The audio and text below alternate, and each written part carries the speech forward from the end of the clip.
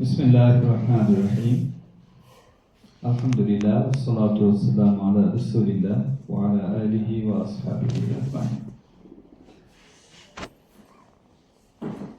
ঐতিহ্যবাহী মোল্লাহাট উপজেলা প্রশাসন কর্তৃক আয়োজিত আজকের উপজেলার সঙ্গে সম্পৃক্ত সকল দপ্তরের কর্মকর্তাদের নিয়ে আজকের এই মতবিনিময় অনুষ্ঠানের সম্মানিত সভাপতি, উপজেলা নির্বাহী কর্মকর্তা, এই উপজেলার অভিভাবকের দায়িত্ব যিনি পালন করছেন,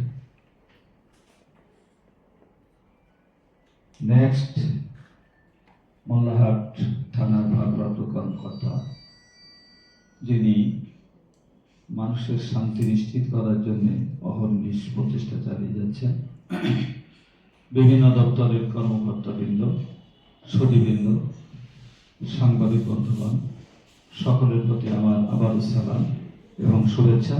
আসসালামু আলাইকুম ওয়া রাহমাতুল্লাহ। আমাদের হাতের সময়ের সীমাবদ্ধতা আছে, জন্য আমি কথা দীর্ঘায়িত করব না।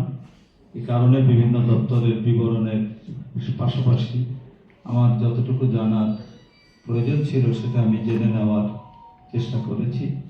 এজন্য সংক্ষিপ্ত আমি দু একটি কথা বলতে চাই।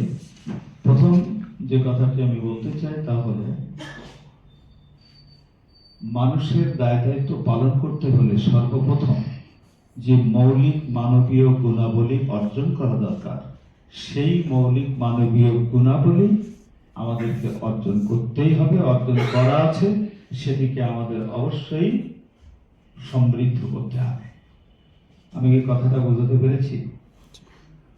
ভালো ইউনো পাওয়া খুব কঠিন নয়, কিন্তু ভালো একজন মানুষ পাওয়া কঠিন।